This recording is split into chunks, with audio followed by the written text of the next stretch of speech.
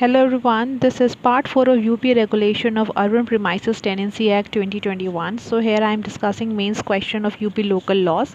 अगर आप लोग मेरे चैनल पर नए हैं तो जल्दी सब्सक्राइब कर लीजिए because this is going to be very helpful for you. आज का टॉपिक है रेंट अथॉरिटी और रेंट ट्रिब्यूनल।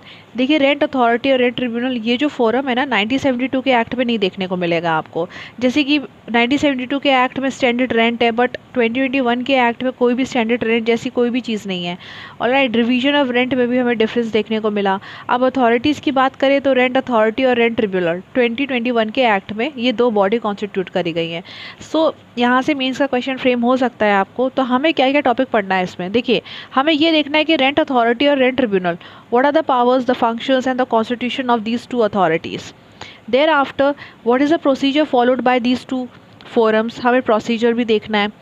उसके बाद रेंट ट्रिब्यूनल पे हम स्पेसिफिकली एक अलग से क्वेश्चन डिस्कस करेंगे कि किस तरीके से अपील वहाँ पे फाइल होती है।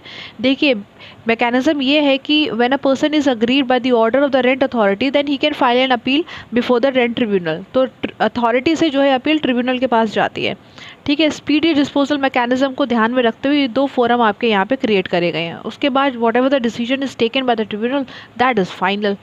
ठीक है, तो हम जो है आज हम फिलहाल इस वीडियो में देखेंगे constitution, powers and the functions of the rent authority and constitution of rent authority and the rent tribunal that is been given under different sections, section number 30 and 32।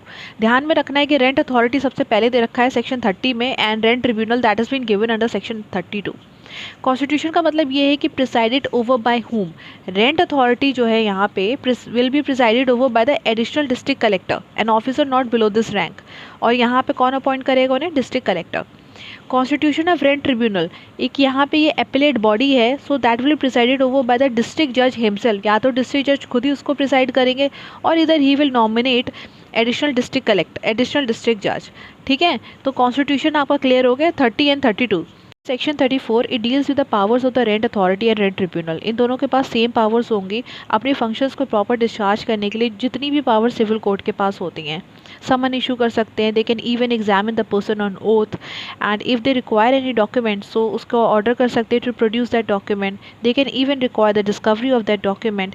Commission issue कर सकते हैं for the examination of the witness या फिर documents. Local investigation के लिए भी commission issue किया जा सकता है। They can even receive the evidence on affidavits, but इसके बावजूद उनको लगता है कि एग्जामिनेशन या फिर क्रॉस एग्जामिनेशन की ज़रूरत है, so that can also be done. They can dismiss an application और the appeal for the default, DID भी हो सकता है। They can decided ex parte 2 या फिर कोई और other matter which may be prescribed. So section 34 में हमने ये देखा कि इनके पास सिविल कोर्ट की सारी पावर्स होती है अपने फंक्शन को प्रॉपर डिस्चार्ज करने के लिए। जितनी भी प्रोसीडिंग्स इनके सामने कंडक्ट करी जाएंगी that will be the judicial proceeding with in the meaning of section 193, 196 and 228 of the IPC। Authority के पास पावर्स और भी हैं, जैसे कि अपनी इंक्वायरी को कंडक्ट करने के लिए उनको लगता है कि प्रीमाइस में एंटर करने की ज़रूरत है, इंस्पेक्ट करने की ज़रूरत है उस जगह को। So what they will do, ऐसे ही एंटर नहीं कर पाएंगे। सबसे पहले एक नोटिस सर्व करना पड़ेगा, 24 आवर्स लैप्स हो जाएंगे, notice in writing. Thereafter can enter और इंस्पेक्ट दैट प्रीमाइस। इवन वो ऑथराइज कर सकते हैं किसी और सबऑर्डिनेट ऑफिसर को to inspect that premise. Time रहेगा आपका सनराइज़ और सनसेट के बीच में। किसी अकाउंट की ज़रूरत है, किसी डॉक्यूमेंट को इंस्पेक्ट करने की ज़रूरत है तो एक ऑर्डर इशू कर देंगे कि just bring so and so document. Time और प्लेस दोनों स्पेसिफाई हो सकते हैं ऑर्डर में to produce that document for the inspection. मान लीजिए ऑर्डर में कोई क्लरिकल अरिथमेटिकल मिस्टेक हो गई है, so that can be corrected bye the rent authority. Rent authority जो भी फाइन आपका रिकवर करेगी, so for that they will have the power of judicial magistrate first class. जो भी ऑर्डर रेंट अथॉरिटी ने पास करा है that will be executed by the rent authority itself. ठीक है, या फिर अपील में कोई ऑर्डर पास हुआ है वो भी एग्जीक्यूट करेंगे as a decree of civil court. उसके बाद मान लीजिए कि टेनेंट के अगेंस्ट एक्स पार्टी ऑर्डर आ गया आपका फॉर सपोज, और वो सेटिस्फाई कर पाता है अथॉरिटी को कि notice was not duly served, ठीक है ना, या फिर कोई ऐसा सफिशिएंट कॉज था because of which he was prevented from appearing, ठीक है, on the date of hearing, so that can be even set aside by the rent authority. तो हमारा ये पूरा एक क्वेश्चन यहाँ पे कवर हो गया है। So that's it on this video. अब नेक्स्ट वीडियो में मैं आपको प्रोसीजर और जितना भी कुछ बचा है रेंट अथॉरिटी और ट्रिब्यूनल का वो नेक्स्ट वीडियो में मैं कवर करूँगी। सो प्लीज़ मेरे चैनल को ज़रूर सब्सक्राइब करिएगा and please do like, share and subscribe to my channel law classes by Shivani. See you all in my next video. Till then take care, bye bye everyone.